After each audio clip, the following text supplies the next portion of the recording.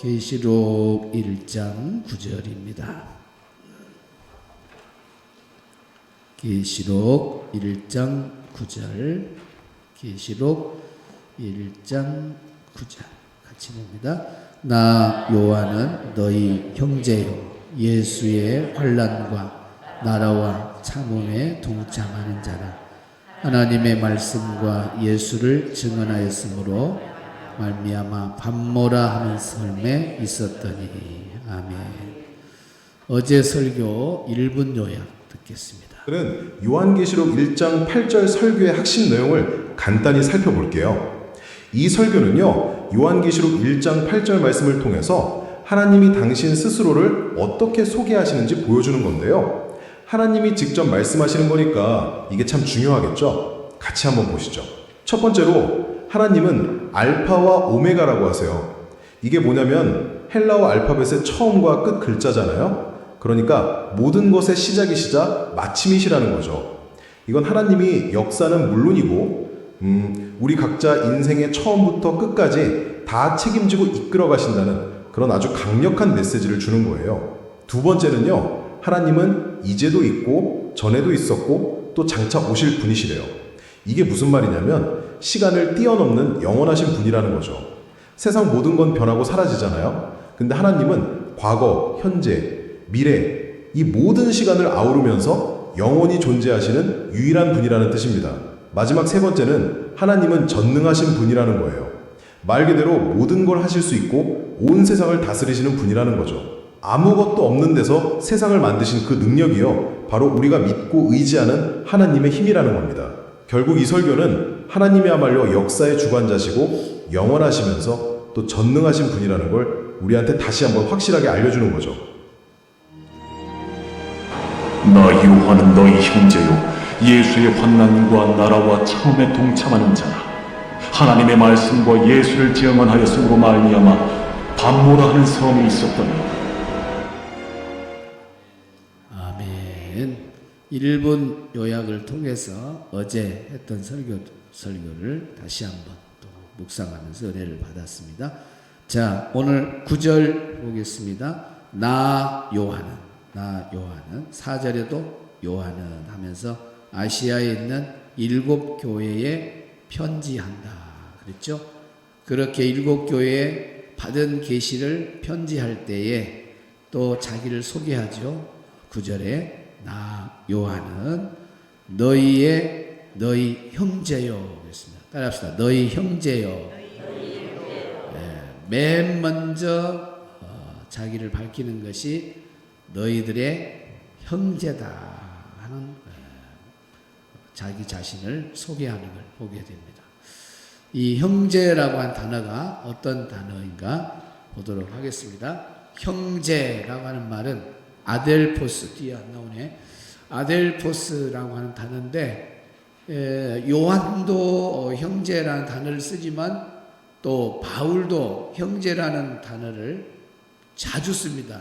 그 서신서에 보면은 심심치 않게 형제들아 예수 믿는 사람들을 향해서 형제라는 단어를 써요. 이 아델포스라고 하는 말은 자궁을 뜻하는 델프히스에서 유래한 합성어입니다. 그러니까 형제라고 할 때 그 형제는 같은 태에서 태어난 사람들을 의미한 거죠. 그래서 이 형제라는 것이 보통 관계가 아니구나. 그래서 그 여자의 자궁 태에서 태어난 자녀가 10명이면 10명 형제들, 7명 7명. 그래서 한 여자의 태에서 나온 그 형제들 말하는 거예요. 그래서 이걸 그대로 옮겨서 우리는 예수님의 십자가의 피로 예수님 안에서 예수 믿어서 예수님 안에서 형제를 이루은 사람들인데 혈연적인 그 형제보다도 바로 영적인 형제가 더 중요하다는 것을 이제 깨닫게 해줍니다. 자, 그러면 첫 번째 우리가 예수님 안에서 형제가 되는 이유가 뭐냐? 이유가 첫째는 하나님의 자녀이기에 따라합시다. 하나님의 자녀이기에. 요한복음 1장 12절에 영접하는 자, 곧 그 이름을 믿는 자들에게는 하나님의 자녀가 되는 권세를 주셨으니 그랬죠. 그러니까 영접하는 자, 그 사람은 다 하나님의 자녀라는 거죠. 그러면 저도 예수님을 영접했으니까 하나님 자녀. 여러분도 각자 예수님을 영접했기 때문에 하나님의 자녀. 다 하나님의 자녀예요. 그러니까 우리는 뭐라고요? 형제라 그 말입니다. 형제. 그래서 하나님의 자녀이기 때문에 우리는 예수님 안에서 형제라는 이유죠.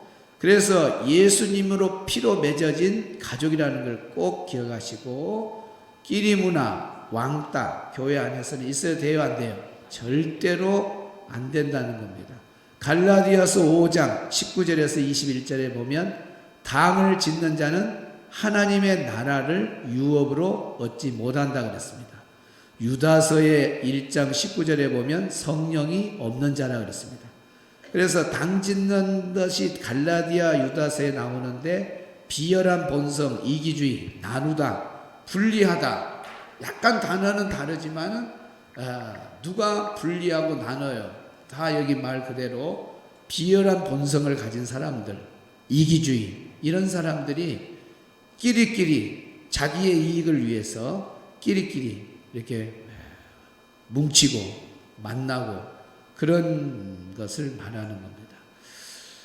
그래서 그 끼리 문화, 당을 짓는 것이 얼마나 무서운가를 여러분이 아셔야 돼요. 그 하나님의 나라를 유업으로 얻지 못하는 배열을 쭉 내려놔요. 상당히 많아요. 그 중에 누가 있냐면 이단이 들었어요. 이단은 절대로 하나님 나라 못 갑니다. 진리를 왜곡해서 비진리로 만든 사람들인데 어떻게 그 사람들이 천국을 가요? 그리고 많은 사람을 유혹하잖아요. 그러니까 하나님의 말씀을 바르게 전하는 것도 얼마나 중요한지 몰라요. 이단들, 이 사람들이 어떻게 천국 가요? 못 가요. 그래서 하나님 나라 유업을 얻지 못할 사람들이 이단이라고 딱 써놨어요. 그리고 이단이 나오기 전에 좀 올라가면 당 짓는 자들도 나와 있습니다. 끼리 문화가 그렇게 무서운 거였어요. 그들은 다 뭐가 없는 자들입니다. 성령이 없는 자. 진짜 성령이 있는 사람은 성령이 들어오면 성령이 하는 일은 뭐냐면 하나 되게 만들어요. 항상 머리에 하나다. 우리는 가족이다. 늘 그런 생각을 머리에 두게 만들어요. 왜 그러냐면 내 안에 성령님이 그 일을 하러 오셨거든요. 성령님은 하나 되라고 하나 되는 일에 힘쓰라 그랬잖아요. 예수님도 하나 되라 그랬잖아요. 그런데 하나가 아니라 둘을 쪼개려고 그러고 나누고 그러는 것은, 분리하는 것은 사탄이 주관하는 거예요. 거기에 도구가 되는 거예요. 그러니까 하나님 나라를 유업으로 얻지 못하는 겁니다. 교회 안에서 끼리 문화가 얼마나 무서운 걸 아셔야 돼요. 저희 교회 개척할 때도 한참 수평이동이 많이 왔죠. 지금도 수평이동들이 많잖아요. 누구에게 영적 훈련을 받느냐 참 중요한 것 같아요. 그런 지도를 받지를 못하고 배움이 없는 사람은 예수 믿기 전에 A형인 사람이 철저히 성령 안에서 회개하고 바뀌면 몰라도, 그러지 않으면은 A형이 또 A형으로 되고 B형이 그대로 B형이 돼요. 그러니까 세상에서 맨 사람을 헐뜯고 막 편을 나누고 분리하는 일에 앞장섰던 사람들 있잖아요. 세상에도 보면은 그런 사람들이 많아요. 조그만 개 모임이나 조그만 공동체에서 보면은 꼭 둘둘 나누려고 하는 그런 사람이 있어요. 그런 사람들이 예수를 딱 믿고 제대로 변화되면 좋은데, 그러지 않고 교회 안에 와서도 이 사람 저 사람 나누려고 그러지 않아요.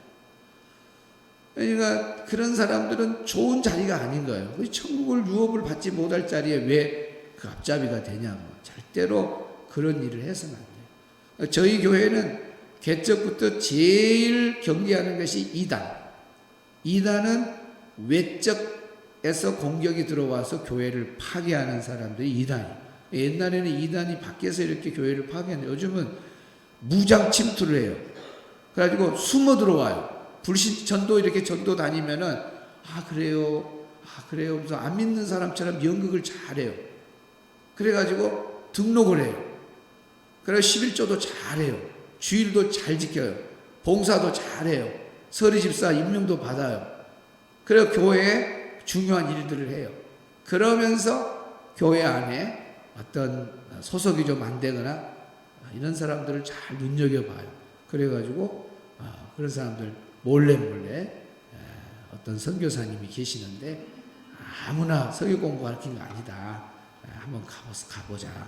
그래가지고 그 사람이 교회에서 열심히 봉사하고 자니까 누가 이단에 빠진 줄 알겠어요.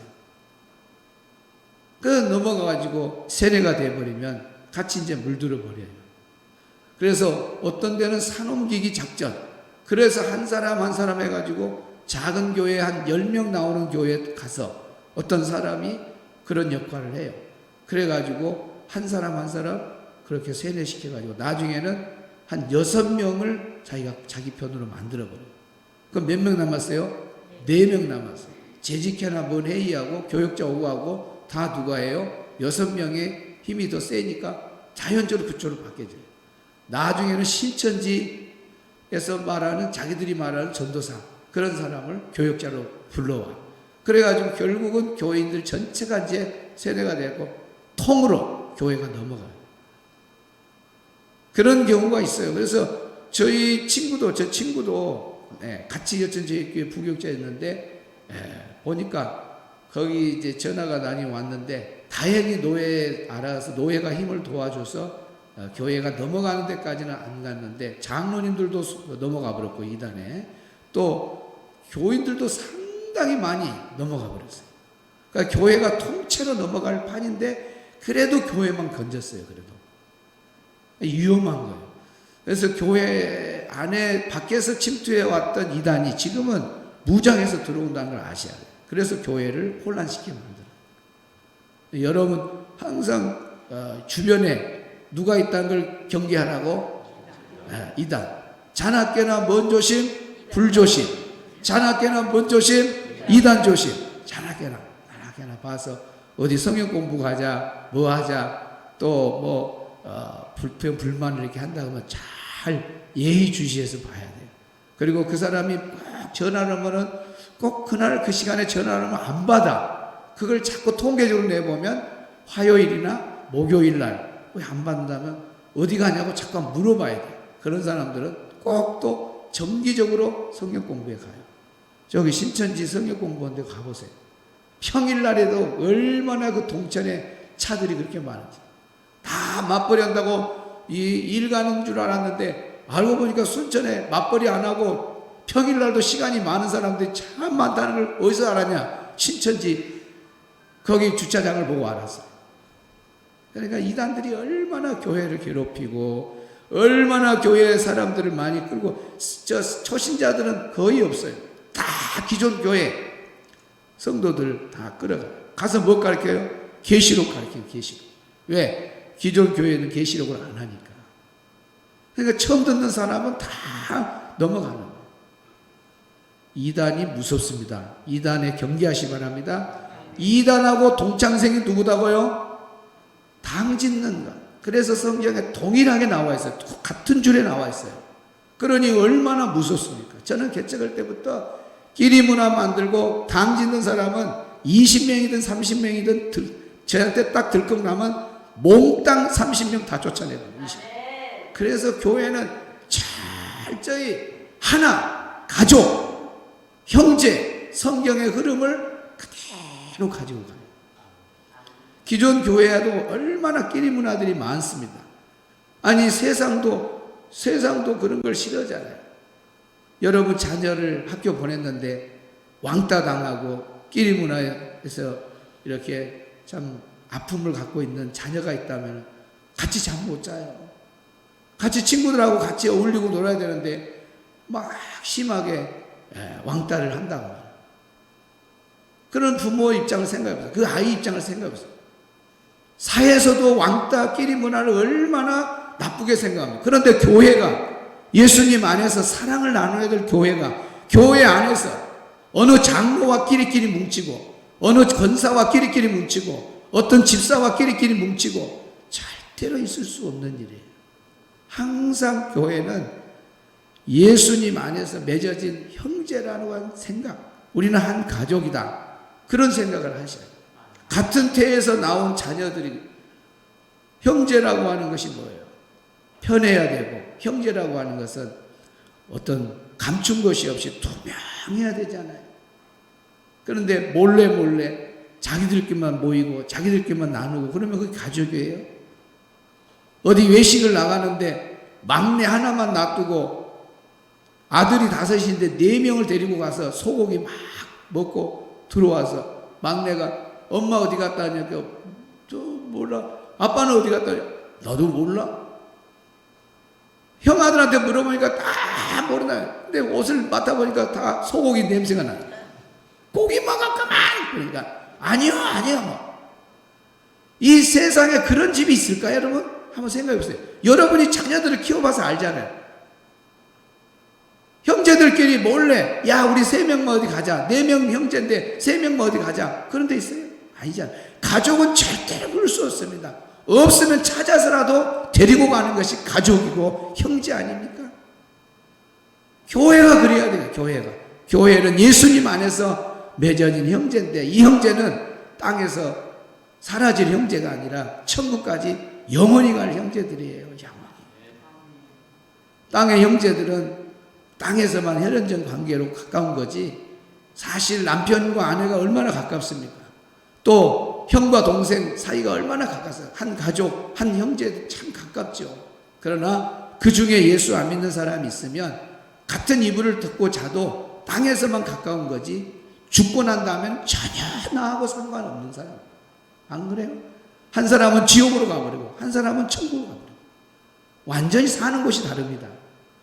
그러나 여기에 앉아있는 우리들, 교회에서 한 공동체로 맺어진 우리들은 땅에서 만남으로 끝난 것이 아니라 천국까지 이어지는 아델포스.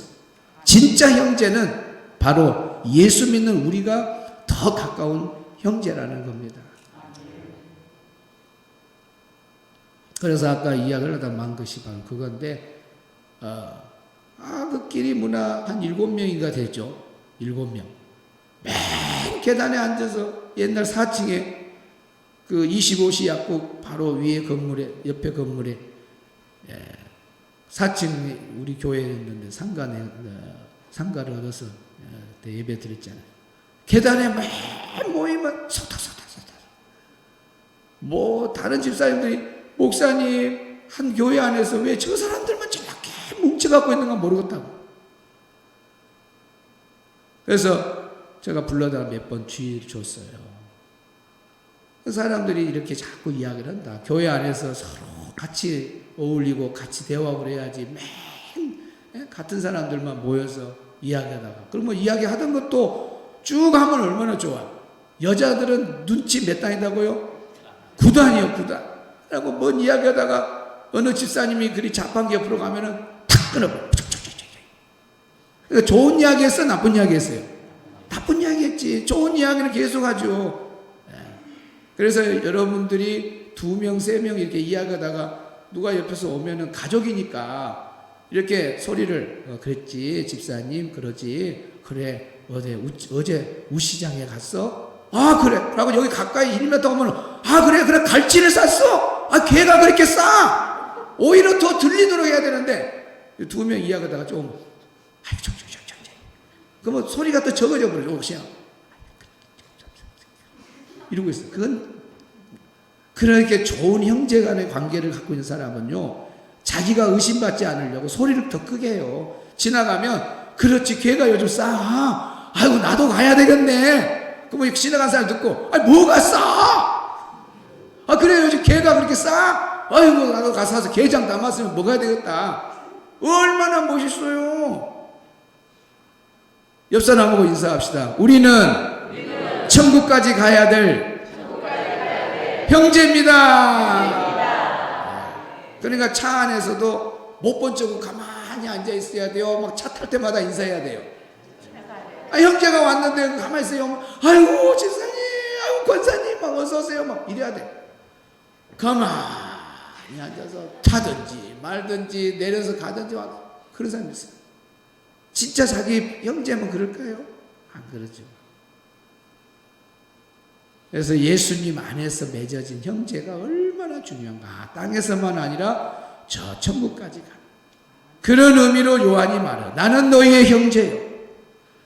요한이 어떻게 7개 교회에서 그분들하고 뭔 관계가 있어요? 그러나 나는 너희들의 형제다. 땅에서뿐만 아니라 천국까지 같이 갈 형제다 하면서 형제라는 그 의식이 요한에게 가득하고 바울에게도 가득한 거 보이잖아요. 오늘 우리 성도들 머리에 항상 형제의식이 가득하기를 주의 이름으로 축복합니다. 동시에 겸손의식도 있어야 돼요. 요한이라고 하는 사람 대단한 천국을 다 봐본 사람이잖아요. 하나님의 음성을 계시를 받았잖아요. 그리고 사도잖아요. 특별한 사람. 다른 사람을 예수 믿는 사람 만나도 나는 특별한 사람이야. 나는 사도야. 나는 이런 사람이야. 하고 거리감을 둘 수 있잖아요. 그런데 아니에요. 여러분, 나는 너희 형제란 말이 얼마나 겸손의 말인지 몰라요. 나는 너의 형제. 아무나 형제가 되는 거예요? 아니잖아요. 자기가 그 높은 위치에 얼마든지 남들과 나는 이런 사람과 특별히 거리를 두고 살 사람일 수 있어요. 그런데 겸손했어요. 요한은 겸손했기 때문에 다른 조건 다 무시하고 나는 너의 형제다. 겸손까지 가지고 있어요. 형제의식, 겸손의식. 3번 시작. 형제의식, 겸손의식. 형제의식, 겸손의식. 자, 두 번째는 어떤 건가? 예수 안에서 맺어진 형제. 두 번째 이유는 시작. 그리스도의 사랑으로 연결된 공동체. 요한복음 13장 34절 예수님 우리에게 서로 사랑하라고 하셔서 우리가 그것을 실천해야 돼요. 우리가 예수 믿으면 예수님 믿는 그 중요한 이유 중에 하나는 예수님이 하시는 말씀을 우리는 따르려고 예수 믿는 거 아니에요? 그러려면 예수 믿을 필요 없죠. 아니 세상 따르고 자기가 따로 믿는 신이 있으면 그 신 따라가는 거죠. 우리는 예수님을 믿기로 작정한 사람은 예수님이 가르쳐준 대로 살아야 돼. 너희는 서로 사랑하라. 내가 너희를 사랑한 것 같이 서로 사랑하라고 하는 사명을 주셨어요.